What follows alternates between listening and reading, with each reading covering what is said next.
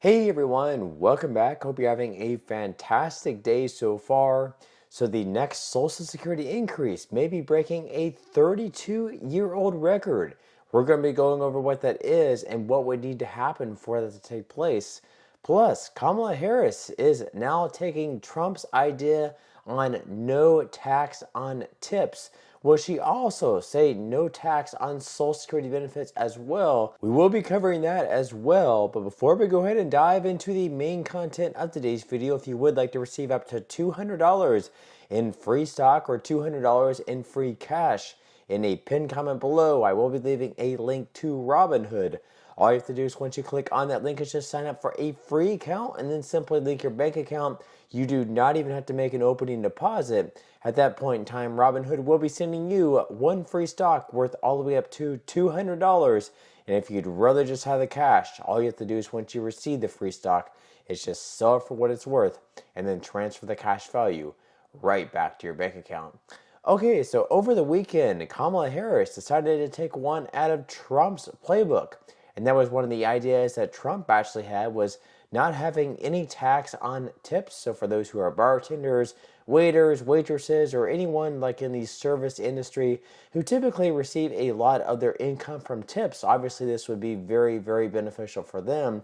And Kamala Harris is actually copying that idea and saying that's something that she would also implement, or try to implement at least, if she did become the next president of the United States. So according to Axios, Harris copies Trump's promise on no tax for tips. So Vice President Kamala Harris in Nevada on Saturday promised to eliminate taxes on tips 2 months after former President Trump promised to do the same. So why it matters. Their rare point of agreement underscores the bipartisan popularity of the novel piece of economic policy. She said, "It is my promise to everyone here when I am president that we will continue to fight for working families, including to raise the minimum wage and eliminate taxes on tips for service and hospitality workers." This was a Trump idea Trump responded to on his Truth Social, accusing Harris of taking the position for political purposes. So obviously Trump is very upset that Kamala Harris is stealing his very popular idea.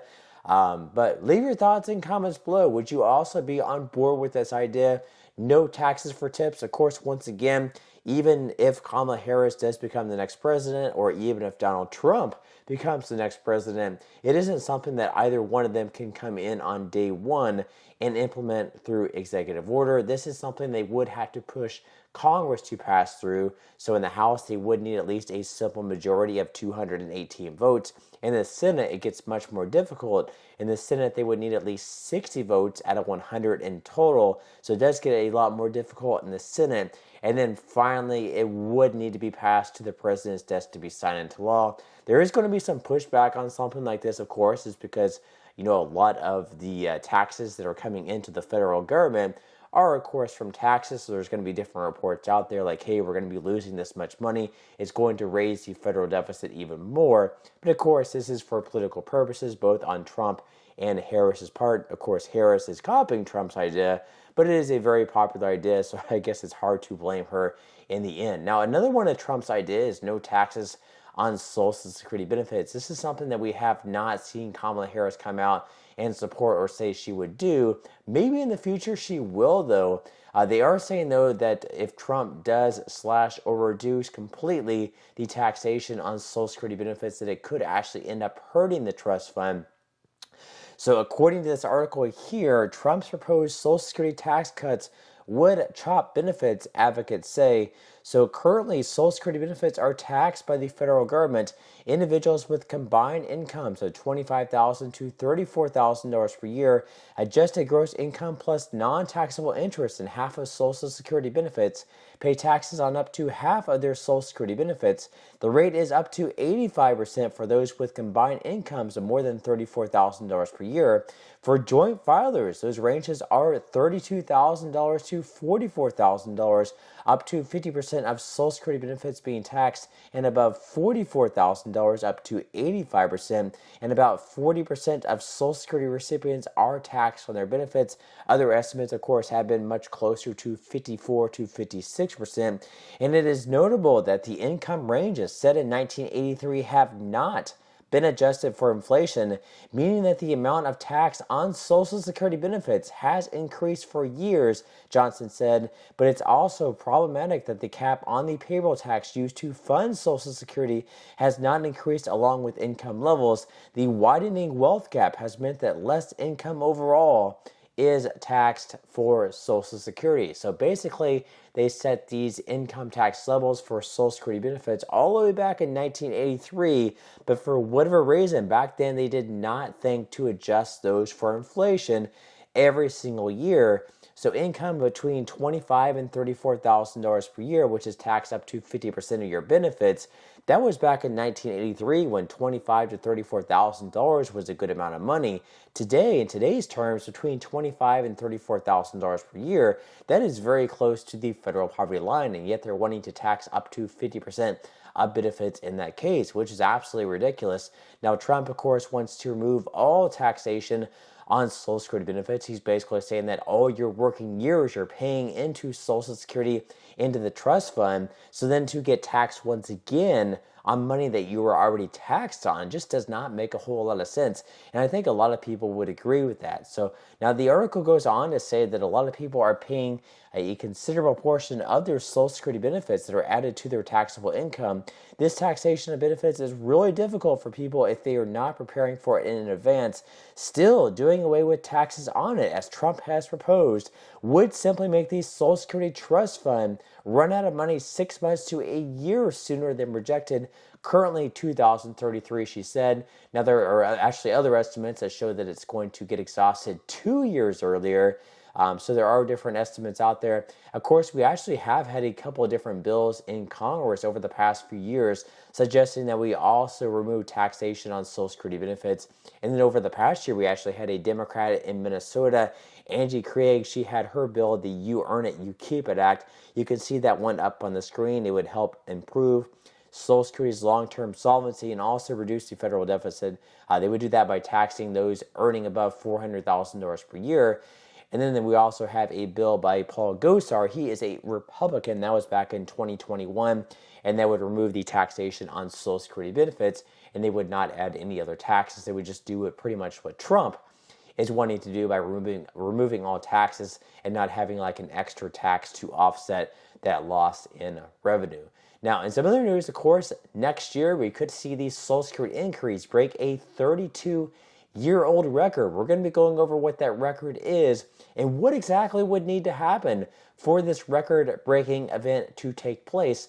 So according to Yahoo Finance, Social Security's COLA could break a 32-year-old record in 2025. Will it? So basically, here's how the 2025 COLA could break a 32-year record. So the 2025 COLA is on track to break records for a simple reason. Expert predictions suggest that retirees will receive at least a 2.7% increase and potentially as high as a raise as 3.2%. This is based on estimates from the Senior Citizens League and from Mary Johnson, a retired expert at the Senior Citizens League who creates her own estimate. If the raise is as big as projected, this will be the first time since 1993 that COLAs have been 2.7% or higher for at least 4 years running. The last time retirees had a streak of such a big Social Security raises, here is what it looked like. So back in 1990, there was a raise of 4.7%. 1991 was 5.4%. 1992 was 3.7%, and at 1993 was 3%.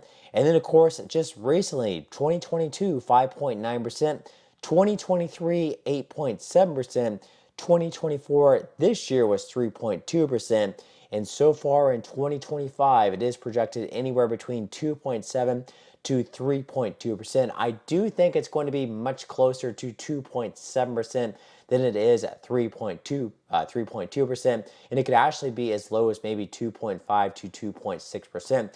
Now, what we're going to be looking at, you can see the chart up on the screen there. That is the CPIW. We do have three numbers coming in. We have a number coming in on August 14th in a couple of days. We're going to be comparing that number to 299.899. That was the inflation, the CPIW that took place in July of 2023 last year. Then we need the numbers for August and September, and we're going to be comparing those numbers also to the July, August, and September numbers of last year.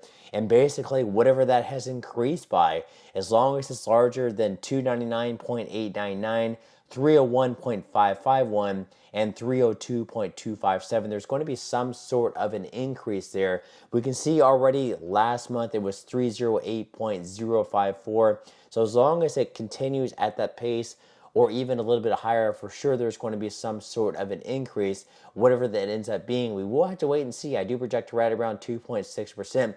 And as far as the release dates go, of course, in a couple days, once again, we are going to have the inflation data for July, August 14th. The following month, it's going to come out on September 11th. And then the final number is going to come out on October 10th. October 10th is going to be the final day that we're going to be comparing all this data. And on October 10th, we're going to know exactly how high the cost of living adjustment is going to be for 2025, and we could potentially break a 32-year-old record as far as these consistently high cost of living adjustments go. But that's all we have for today's video. I certainly hope you enjoyed and found value out of it. If you did, again, I would greatly appreciate if you could give this video a like. Consider subscribing to my channel if you have not already, and I will see you in the next video.